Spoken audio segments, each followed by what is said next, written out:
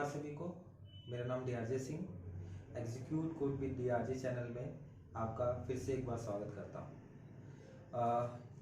जैसा कि मैंने अपने पुराने वीडियोस में आपको बताया था कि ये जो सीरीज मैं अब चलाने वाला हूँ वो सी लैंग्वेज के रिगार्डिंग चलाने वाला हूँ, और इसमें मैंने एक वीडियो जो है वो अपलोड कर दी है। आप चाहो तो प्लेलिस्ट में जाकर के उसे देख सकते हो।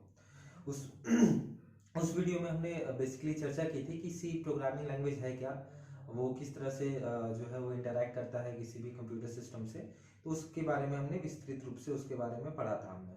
ठीक है, आज जो हमारा जो नेक्स्ट टॉपिक है वो है कि सी प्रोग्रामिंग लैंग्वेज, तो हमने उसकी डेफिनेशन पढ़ी, उसे किसने बनाया वो पढ़ा, सी के अंदर एग्जैक्टली क्या हुआ था ये हमने अपने पिछले वीडियो में पढ़ा है। ठीक है, आज हम जानेंगे कि हम सी पढ़ते क्यों हैं, सी को पढ़ना क्यों जरूरी है। ठीक है, सी का मतलब क्या है, ये हम लोग उस समय भी पढ़े थे, उसमें मैंने थोड़ी सी इसको एक्सप्लोर करने की कोशिश की थी पिछले वाले वीडियो में। लेकिन अब जो ये आज का वीडियो है जो आपको मैं जो आपको मिलेगा, उसमें मैं कोशिश करूंगा कि ये बता पाऊँ आपको कि यहाँ पे बेसिकली मैंने एक टाइटल रखा है वाई सी, जिसका मतलब होता है सी क्यों। सी प्रोग्रामिंग लैंग्वेज का मतलब क्या है, सी प्रोग्रामिंग लैंग्वेज क्यों महत्व ज्यादा दिया गया है और इसे हमें क्यों सीखना चाहिए, इस पे हम आज फोकस करेंगे। ठीक है, तो बेसिकली मैंने जैसा कि अपनी पिछले वीडियो में बताया, अगर आपको उसके बारे में और अधिक जानकारी चाहिए तो आप मेरा पिछला वीडियो देख सकते हैं प्लेलिस्ट में जाकर के। तो उसमें हमने चर्चा किया, बेसिकली डिस्कशन ये किया कि सी का एग्जाम मतलब सी एग्जामिन हम लोग कैसे करते हैं, सी का एक्चुअल यूज कैसे होता है प्रोग्रामिंग लैंग्वेज में, सी का मतलब ही क्या था, सी को क्यों बनाया गया था। तो ये सब सारी चीजों को हम लोगों ने वहां पे जो है उस वीडियो में हमने उसकी चर्चा की थी। ठीक है, आज हम लोग करेंगे उसको, हम लोग जानेंगे कि हमें सी की जरूरत क्यों पड़ी, हम लोग सी को ही क्यों महत्व देते हैं और सी हमें क्यों पढ़ना है। ठीक है, तो उसमें हम लोगों ने पहला जो लिखा है वो लिखा है close to hardware. Close to hardware कहने का मतलब होता है कि जिस समय सी को बनाया गया था तो उसमें सबसे बड़ी दिक्कत आती थी, सबसे बड़ा एक जो डेवलपर से हो जाए या जो इस फील्ड में जो साइंटिस्ट होंगे उनके मन में सबसे पहला उनको सबसे बड़ी कठिनाइयां ही होती थी कि वो इंटरैक्ट नहीं कर पाते थे कंप्यूटर हार्डवेयर से।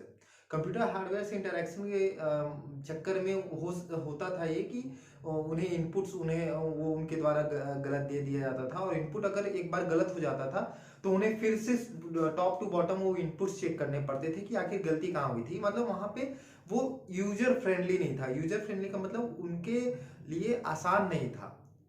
तब उन्होंने सोचा कि एक वहां पे एक इंसिडेंट हुआ कि वहां पे लोगों को फिर वही तरीका बताया गया कि कंप्यूटर से हम इंटरैक्ट कैसे करते थे, और वो तरीका था सिर्फ और सिर्फ इंटरैक्ट करने का 1 एंड 0। यानी अगर कंप्यूटर को अगर इनपुट भी देना है तो 1 और 0 में देना है, और कंप्यूटर अगर आउटपुट भी दे रहा है आपको तो 1 और 0 में दे रहा है। ये एक पॉलिसीज उस समय थी, जिस समय स्टार्टिंग फेज में था हमारा ये कंप्यूटर, जिस समय वैक्यूम ट्यूब्स वगैरह जिस समय हम लोग पढ़े थे कि जिस समय शुरुआती दौर पे था, जिसमें एक पूरा बड़ा हॉल हुआ करता था ये कंप्यूटर के लिए, मैं उस समय की बात कर रहा हूँ। तो वहां के जिस समय की वहां के जो पॉपुलर जो हेड थे, उन्होंने जो टॉप मोस्ट हेड थे, उन्होंने ये सोचा कि क्यों ना हम अपने जैसे ही लोग बना दें। तो शुरू में उन लोगों को परेशानी नहीं हुई, शुरू में धीरे धीरे जब चीजें छोटी थी तब उन्हें समझ में आने लगा। लेकिन जैसी चीजें डिफिकल्ट होती गई, बड़ी होती गई, तो सभी लोगों ने साथ छोड़ दिया उस वक्त। उस समय फिर लोगों ने सोचा कि क्यों ना हम जो इंसान को हम जो एक्सपर्ट बना रहे हैं, तो वहां पे 10 अगर चुने जा रहे थे तो वहां पे पॉसिबिलिटीज बहुत कम होती थी, यानी 1 या 2 पॉसिबिलिटीज होती थी कि वहां पे लोग जो है उस प्रोसेस को समझ पाए। यानी 1 और 0 में कंप्यूटर को इनपुट देना और 1 0 में जो कंप्यूटर आपको आउटपुट दे रहा है उसे समझना, वहां पे पॉसिबिलिटीज बहुत कम होती थी। तो वहां पे बजाय ह्यूमन बीइंग को एक्सपर्ट करने के, उन्होंने सोचा क्यों ना हम सिस्टम को ही एक्सपर्ट कर देते हैं, हम कंप्यूटर को ही एक्सपर्ट कर देते हैं। तब फिर कंपाइलर का फेज शुरू हुआ, वहां पे बी आए, उसके बाद सी आया, और सी आया तो सी ने एक बहुत बड़ी क्रांति ला दी इस दौर में, क्योंकि सी बहुत ज्यादा सक्सेस हुआ उस वक्त, और सी के वजह से कहा जाए तो बहुत सारी प्रॉब्लम जो होती थी कंप्यूटर को इंस्ट्रक्शंस देने में और उसके इंस्ट्रक्शंस को समझने में, वो सॉर्ट आउट हो गया। तो आगे आने वाली वीडियो में हम ये जरूर देखेंगे कि आखिर कैसे इंटरैक्ट करती है प्रोग्रामिंग लैंग्वेज के थ्रू सिस्टम के साथ, कैसे हम लोग इंटरैक्ट करते हैं, और कैसे कंप्यूटर जो हमें आउटपुट देता है उसके उसी प्रोग्रामिंग लैंग्वेज की मदद से हमें वो आउटपुट कैसे मिलता है। तो ये हम जानने की आगे फर्दर वीडियो में हम वो कोशिश करेंगे। तो हम ज्यादा इस चीज को ना खींचते हुए, क्योंकि आगे आने वाले समय में उसे और एक्सप्लेन करने की कोशिश करेंगे, तो हम आगे बढ़ते हैं। तो यहाँ पे है पहला जो मैंने लाइन लिखा है वो लिखा है close to hardware. Close to hardware क्योंकि मैंने बताया कि जो सारे प्रॉब्लम्स होते थे 1 और 0 में इंस्ट्रक्शन जो हम कंप्यूटर को देते थे उसमें दिक्कतें आती थी। तो ये क्लोज टू हार्डवेयर है इसलिए क्योंकि ये जो है वो डायरेक्टली हार्डवेयर से कनेक्ट होकर के और इंस्ट्रक्शन जो है वो डायरेक्टली हार्डवेयर को देता है। ठीक है, तो कहा जाता है कि अगर घर में अगर किसी से कोई बात, जैसे कि आप भी हो, आप भी जानते हो आपकी डेली लाइफ में भी बहुत सारी चीजें होती होंगी, जैसे मान लो आपको कुछ चाहिए होता है, तो चाहिए होता है तो आप किसको बोलते हो? जो आपके घर आपके क्लोज हो, जो आपके क्लोज होता है आप उससे सारी चीजें बताते हो। तो वहां पे आपका एक पहला इंटेंशन ये होता है कि हम उस इंसान को बोलेंगे जो उस चीज को समझेगा या उस चीज को पूरा करेगा।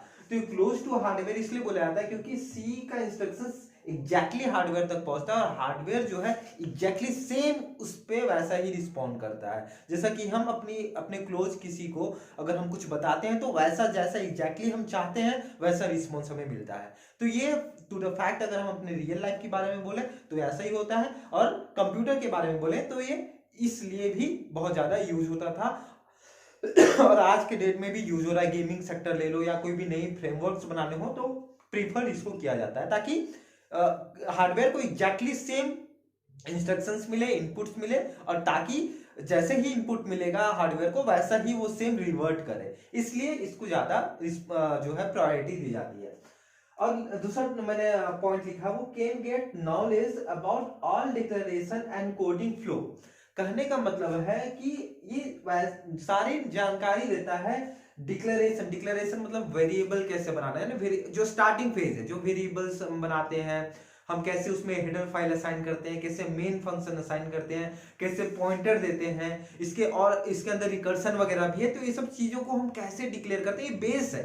ठीक है, ये सब सारी चीजों को आपको कैसे करना है वो सारी जानकारी आपको मिल जाएगी, और यही सारी चीजें जो है आपको दूसरे बड़े बड़े लैंग्वेजेस में मिलेगी जो आजकल अपना प्रभुत्व जमाए हुए हैं। ठीक है, बेनिफिशियल फॉर बिगनर्स में क्यों करा, क्योंकि मैंने बताया कि क्लोज टू हार्डवेयर है, और आप अगर इसको समझ गए जो हार्डवेयर के क्लोज है तो आप उसके एग्जैक्टली फ्लो को समझ पाइएगा। ठीक है, इजी टू लर्न क्योंकि इसकी जो कोडिंग्स होती हैं वो इंग्लिश में होती हैं, आपको किसी दूसरे लैंग्वेज को सीखने की जरूरत नहीं है, और वो भी कॉमन हो चुकी है। जैसा कि अब नॉर्मल अगर मैं किसी की बात करूं, अगर वो कंप्यूटर पढ़ रहा है तो उसको इतना तो पता होता है कि नॉर्मल जो कीवर्ड्स होते हैं इसके सारे इंग्लिश में होते हैं, तो उन्हें उनका मतलब पता होता है। और जो मतलब उनका होता है, जैसे मान लो कि मैं अगर बोल रहा हूँ प्रिंट, तो प्रिंट का मतलब आपको सबको पता है कि इसका मतलब होता है प्रिंट, यानी वो आउटपुट या कुछ ना कुछ लिखेगा। तो वैसे ही आपको वर्ड्स, वैसे ही कीवर्ड्स मिलेंगे, वो यूजर फ्रेंडली होगा सी के अंदर। ठीक है, नेक्स्ट आते हैं, इसका होता है अब जो यूजेस होते हैं, यूजेस क्या होता है, तो ऑपरेटिंग सिस्टम्स बनाने में यूजेस होता है। जैसे कि मैंने अपने प्रीवियस वीडियो में इसको डिस्क्राइब भी किया था कि सी जब लॉन्च हुआ था तो उसमें लाइनक्स में इसका क्या योगदान रहा है, तो आप अगर आप चाहो तो उस वीडियोस में जाकर के देख सकते हो। ठीक है, इसमें जैसे लाइनक्स हो गया, मैक ओएस यानी मैकिंटोश जो आपका एप्पल्स वगैरह में यूज होता है, विंडोज जो आप लोग सब लोग जानते हो, विंडोज 7, विंडोज 10 जिस नाम से पॉपुलर है, ये सब सारी चीजों में आपका जो है वो सी लैंग्वेज का यूज होता है, इसलिए इसको जानना बहुत जरूरी है। और भी बहुत सारी गेमिंग इंडस्ट्री है जो आज भी सी का यूज करती है। ठीक है, और भी अगर हम बात करें तो अगर मैक्सिमम अगर एम्बेडेड सिस्टम यानी पुराने सिस्टम्स अगर यूज करने होते हैं तो उसमें भी आपको सी लैंग्वेज का यूज होता है। आज भी बहुत बड़ी बड़ी कंपनियां हैं जो एम्बेडेड सिस्टम्स पे काम करती है, और वहां आज भी बहुत आया में सी का यूज होता है। तो सी अभी बंद नहीं हुआ है, सी आज भी जो है एग्जिस्ट करता है, और ये बहुत ही अच्छे मतलब वैल्यू रख करके ही एग्जिस्ट करता है। अब हम बात करते हैं एंसेस्टर करने का मतलब ये पूर्वज है, यानी दादाजी हैं हमारे नहीं, प्रोग्रामिंग लैंग्वेज के दादाजी हैं, क्योंकि इन्हीं से सब निकला है। इन्हीं से सब निकलना है कहने का मतलब इन्हीं से जितने भी पॉपुलर लैंग्वेज हैं, चाहे वो डायनेमिक लैंग्वेज हो चाहे नॉर्मल ऑब्जेक्ट ओरिएंटेड लैंग्वेज है, इन्हीं के कीवर्ड्स जो है वो यूज किए गए हैं, इसी को एक्सटेंड करके उन्हें बनाया गया है। जैसे कि यहाँ पे मैंने लिखा है C++, जावा, ऑब्जेक्टिव सी, और भी पाइथन वगैरह और पर्ल वगैरह भी ऐसे डायनेमिक लैंग्वेज है जिसका जो सी से निकले, सी के चाइल्ड है, यानी सी को उनका एंसेस्टर बोला जाता है। ठीक है। नेक्स्ट हमारा जो पॉइंट है वो है most programming language has same syntax as C, यानी मोस्ट प्रोग्रामिंग लैंग्वेज के पास मतलब जितने भी पॉपुलर लैंग्वेज है उसमें से बहुत आया ऐसे प्रोग्रामिंग लैंग्वेज है जिसका सिंटैक्स यानी जो लिखने का तरीका होता है वो सी के बराबर होता है, सी के तरह होता है। यानी अगर आप सी सीख जाओगे तो यानी वो जितने भी जो लैंग्वेज आज प्रभुत्व जमाए हुए हैं, जो बड़े बड़े लैंग्वेजेस हैं, उनको आपको सीखने में दिक्कत नहीं होती होगी। मैं यहाँ पे बार बार बड़े लैंग्वेज का यूज कर रहा हूँ, इसका मतलब ये नहीं समझिएगा कि सी छोटी लैंग्वेज है। बड़े लैंग्वेज कहने का मतलब है जो बहुत ही ज्यादा फंक्शनैलिटीज को कैरी कर रहा है सी की अपेक्षा, ठीक है, डिफरेंट फेजेस में काम कर रहा है, वो सब सारी चीजों को जो है मैं उस तौर पे इसे बड़ा और छोटा कर रहा हूँ, ठीक है। ऐसा ही मेरे कहने का एकदम उद्देश्य नहीं है कि सी जो है वो छोटी लैंग्वेज है। जैसे कि मैंने अपने अभी वक्तव्य में मैंने बताया कि सी भी अभी वाइडली यूज होता है बहुत सारे जगहों पे, ठीक है। हम लोग भी इसको कहीं ना कहीं प्रीफर करते हैं, हम अपने डेली रूटीन में या हमारी जो काम होते हैं डेली के सॉफ्टवेयर वाले काम होते हैं, तो वहां पे भी हमें हार्डवेयर की जरूरत होती है और वहां पे सी के सिंटैक्सेस बहुत ही ज्यादा यूज होते हैं, ठीक है। सी के सिंटैक्सेस को बहुत ज्यादा यूज किया जाता है, तो सी को आप हल्के में बिल्कुल ना लें, ठीक है। अब हम जो बात करने वाले हैं, जो हमारा ये जो हम लोग ये जान गए कि सी हमें पढ़ना क्यों जरूरी है, और ये कहा जाता है कि अगर आपका बेस मजबूत हो तो आप उसके ऊपर, अगर घर की बात करें तो अगर उसका बेस बहुत स्ट्रांग होता है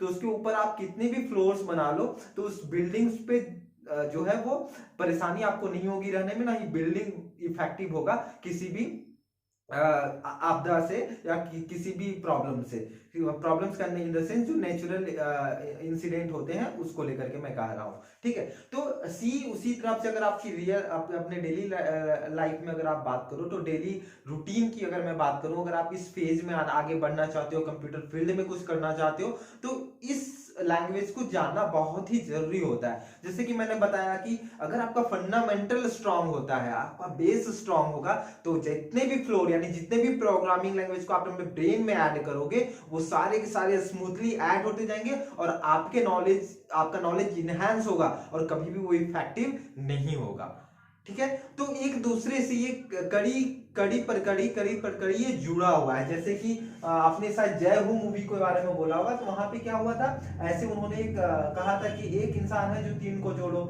और फिर वो 3 को कहो कि 3 से जोड़ेगा, तो ऐसे ही एक ये ट्री स्ट्रक्चर टाइप का है जो एक दूसरे से इनहैंस होते गया है, आगे बढ़ते गया है। यानी सब में जो है वो कहीं ना कहीं कहा जाए तो जितने भी पॉपुलर लैंग्वेज हैं उसमें आपको सी का गुण जरूर मिलेगा, ठीक है। सी के सिंटैक्सेस, उसके लिखने का तरीका या उसके फ्लो को वहां पे आप जरूर पाओगे, इसलिए सी को सीखना बहुत जरूरी है, ठीक है। आखिर हो सकता है बहुत सारे लोगों के मन में ये सवाल आता होगा, यार सी पढ़ रहे, सी का यूज कहाँ है? तो सी का यूज बहुत जगह पे, अभी आपने अभी अपने कदम रखा है, ठीक है, कदम रखा है, तो ये मैंने बताया कि बेसमेंट जो दिखाई नहीं देता, अगर घर बन रहा होता है तो बेसमेंट कोई नहीं दिखता है, वो ऊपर की फ्लोरिंग दिखता है, ठीक है, कितने फ्लोर बने हुए हैं, लेकिन बेस उसका क्या है वो कभी दिखाई नहीं देता। लेकिन जितनी फ्लोर की जरूरत नहीं होती उतनी बेसमेंट की जरूरत होती है, ये आपको हो सकता है आने वाली वीडियो में मैं समझा पाऊं, ठीक है। और भी आपको विशेष अगर इसके बारे में कुछ जानना है तो आप कमेंट बॉक्स में लिख सकते हो, मैं कोशिश करूंगा अपने नेक्स्ट वीडियोस में उसे क्लियर कर पाऊं, ठीक है। अब हम लोग जो देखते हैं वो आगे देखते हैं कि सी के फीचर्स क्या है, सी यूज कैसे होता है, ये हम लोग आगे देखते हैं, ठीक है।